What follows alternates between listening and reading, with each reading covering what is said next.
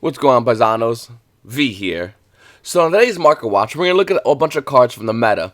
Also, if you guys want to have your comment answered at the end of one of these videos, at the end of every Market Watch, I do a hashtag Q for V, type it in. If you have a question, ask it, and I'll answer at the end of my videos like I'm going to do in this one. Also, before I begin, I just want to say thank you to everyone who's my Patreon. If you guys are considering joining, links will be below. I'm going to be making some Patreon changes coming up soon, and I'll talk about that. Also, my voice has changed a little bit, and that's because, well, I kind of had a crazy weekend. My voice kind of almost went out on me. It's still here, but it feels like it's going. Anyway, guys, looking at the market, this past weekend we saw a lot of decks seeing play.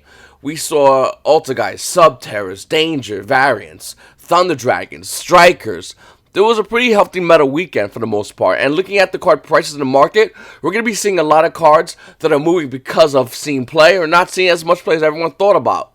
Like Pot Extravagance, for instance. A card that was once thought to be $75, that was the market price, is now currently roughly around $71. It's actually dropping down faster than I expected, to be honest. Pot Extravagance looks like it's down about $4 from a $75 uptick this past weekend, and doesn't look like it's going any higher in value. It looks like it's going to continue to fall down in value. Looking at Fantastic Dragon Phantasme, it's about $67. This card's kind of doing a weird kind of a hover between 64 and 67. That's the weird hover we're seeing with this card.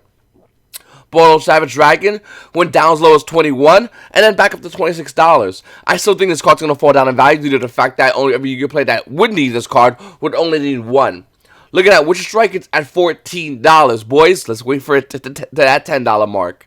Psychic Wheeler is also around $13. I guess this was waiting for the Burning Abyss new support in Dark Neostorm. Trickster Korriban, a card that was originally $6, is hovering roughly around 11s. And for the most part, that's really it for Savage Strike. Looking at Graphic Screener, by the way, a card that's kind of not seeing much play.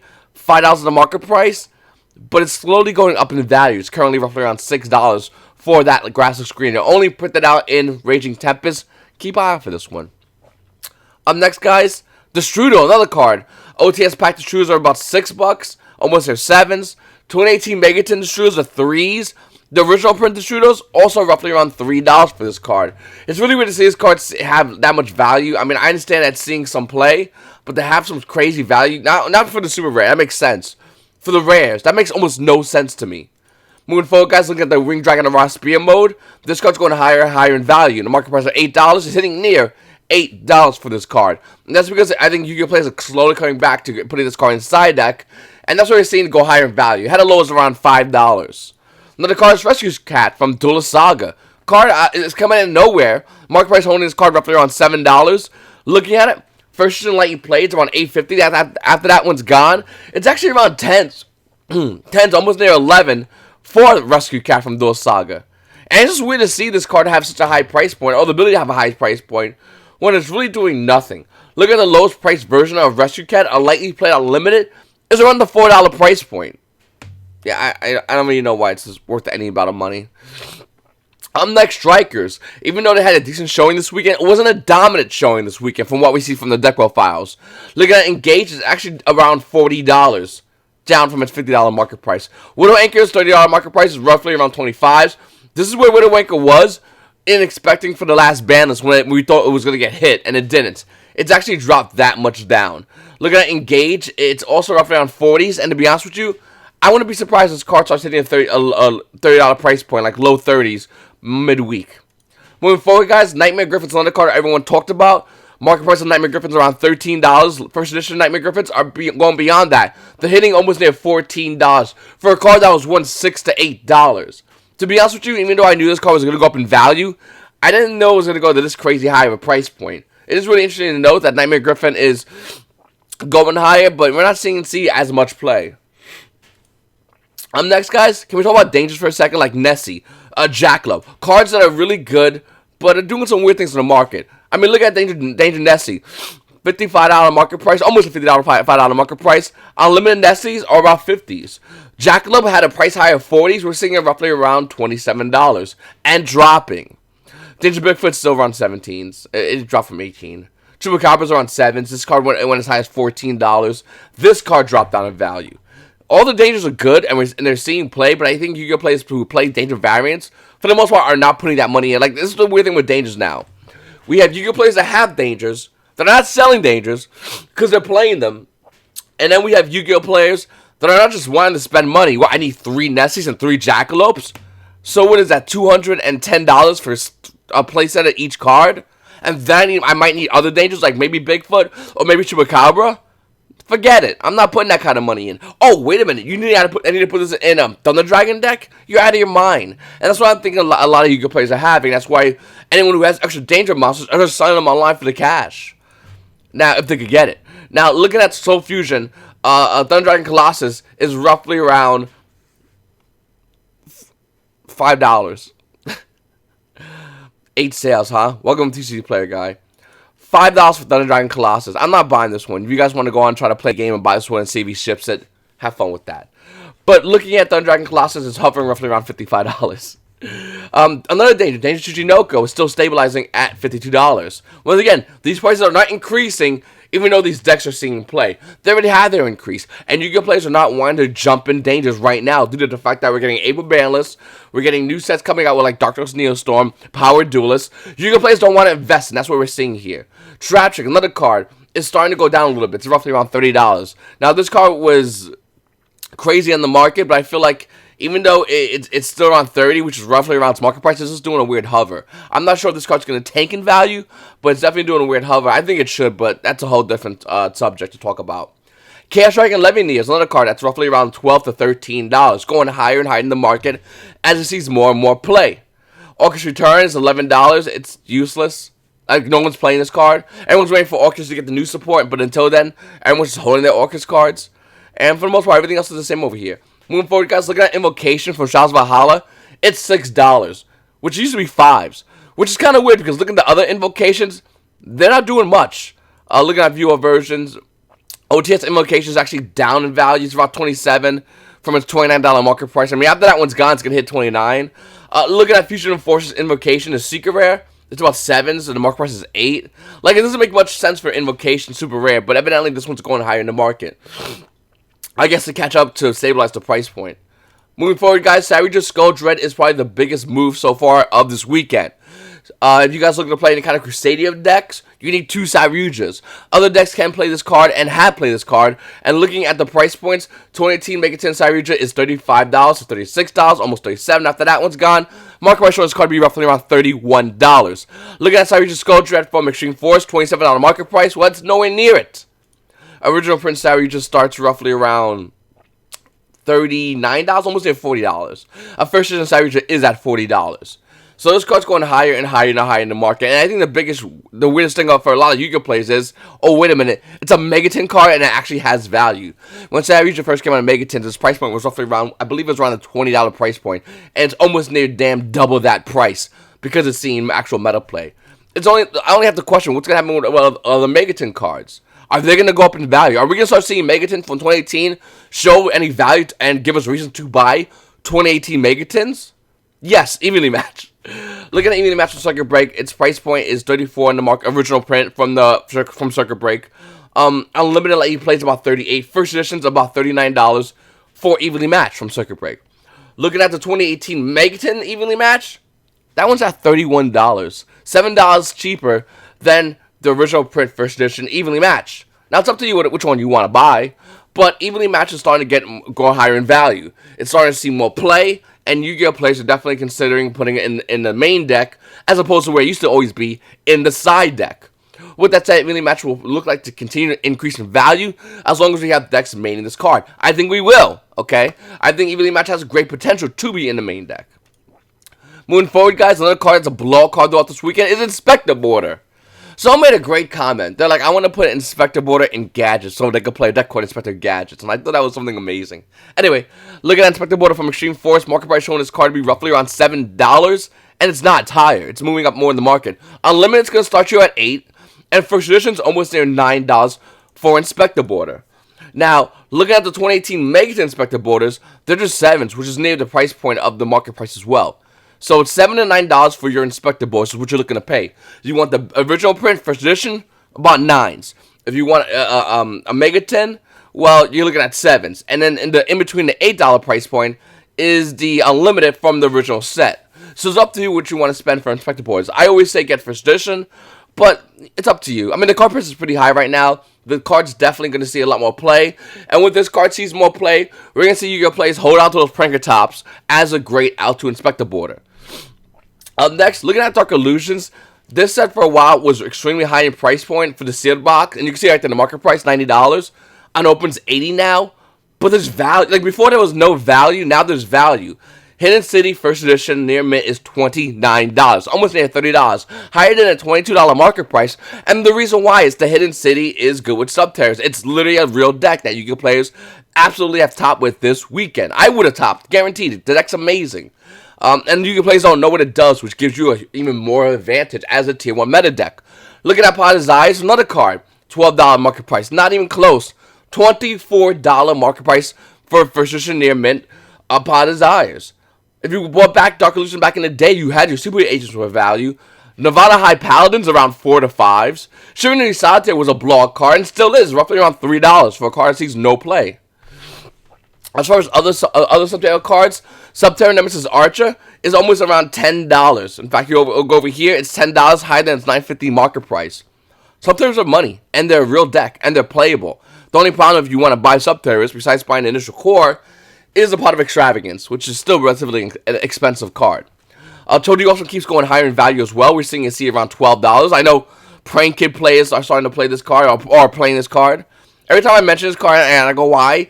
I always get like an angry Prank Kid player in the comment section flipping out at me. V, it's because I play Prank Kids. Me. I get it. You and your maybe one other friend at locals. We get it. You guys are, go back and stay in the corner.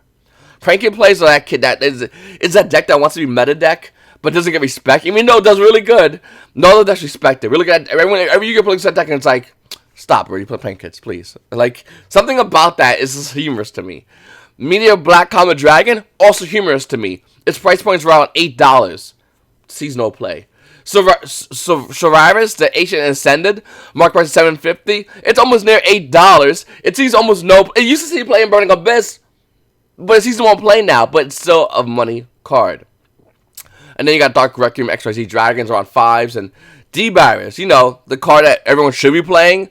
Thunder Dragons with fusions, Little Lights, and their little shenanigans. We're looking at D-Barrier original print. Market price has this card set for $4. Unlimited Light plays around $4. As far as the first edition D-Barrier, well, that's a little bit different. You're going to be looking to pay $4.16, sir. Yeah, D-Barrier is a real big sleeper that nobody's playing. Also good against Pendulums, you know, Burning Abyss. It has some synchronicity with those decks, but, you know, who cares about that, right? Up next, Ghost Reaper Winter Cherries. A card that's going up in value. Shining Victory's Ghost Reaper Winter Cherries is roughly around $6. Card was around $4 like a week ago. Look at 2017 Ghost Reaper Winter Cherries. It's actually at $4 for the 2017 Megatins. Look at the Advent Calendar, it's around $4. The Ultra Rare is almost near $4. With the original print, once again, being almost around $6. Ghost Reaper Winter Cherries is a card that I think is decent, but I'm not sure how we can play this meta, because the amount of cards you gotta fit in your extra deck to Reaper your opponent, well, I think we're running out of extra deck room as far as that. Can we make the extra deck to 20 already, Konami? Up next, guys, Tuning, Ultimate Rare, from Starstrike Blast. $13. Well, that ain't the truth. Ultimate Rare Tuning start at $22. After those three are gone, you're looking at a little bit higher. The page bombs out roughly around 25s. Tuning's going higher in value as well. I guess Yu-Gi-Oh! Players are getting ready for plants, and they're going into Tuning. Oh yeah, another card. Doppel Warrior. I covered this card not long ago, and I just want to go back into it and show you guys the fact that Doppel Warrior is actually a $12 card now. Now, you can still get the commons. You can still get the original rares. They're roughly around $. But if you want a super rare Doppel Warrior, that's different. Market price of this card is roughly around $6. We're seeing a couple of them listed. And right over here, $12 for Doppel Warrior. Super rare. I'm not sure if you have yours, but check your dollar binders. Guaranteed there's tons of them in there. Up next, King Dragoon. There's an Ultimate Rare Flame Eternity that's sold out. There's Dark Relation that's sold out. The only King Dragoon left, well, that's going to be in Flaming Eternity. Old set. Market price of this card roughly around $14. Unlimited King Dragoons are 20s. Same as the first edition. I don't know why this card sees any play, or what's the expectation of King Dragoon, but it's definitely there. Next is Amazon's Queen. Now here's the weird thing. Duelist Revolution Super Rare Amazon's Queens are roughly around, market price is 7s, is roughly around 8s. Looking at as far as first edition, Amazon's Queens, They're actually around almost near 8 as well, about $9 for Amazon's Queen. OTS Pack 6 Amazon's Queen. Market price on this card to be about $2. It's not. It's actually around 7s for Amazon's Queen. So if you have an OTS Pack common Amazon's Queen, you have a $7, almost near $8 for this card. Market, man. Also, speed duel decks. Guys, keep an eye out for Windstorm of Ataqua. If you're looking to play speed duels or you want to trade for speed duel cards, the biggest one to get right now is Windstorm of Ataqua. I know I'm saying that name wrong, but it sounds cool. Windstorm of Ataqua. The card's roughly around $2, almost near $3. There's a lot of walls, but there's a limited amount of listings of this card. Wouldn't be surprised if this card hits around $3. Seriously, someone cracks open duels tomorrow, speed duel decks, trade in and grab these cards. It just is what it is. A lot of you players don't really value much of these cards from speed duels, so it'll be relatively easy to go in and grab a playset of these. Get it as soon as possible. Common question of the day comes from Cody Butts. Hashtag Q for V. By the way, guys, if you want your common question answered, type in hashtag Q for V. As an OTS store owner, how frequently do you retain OTS packs? Our local OTS store here seems to always run out of OTS packs within 2 to 3 weeks of release, and never gets a restock until the next OTS pack releases.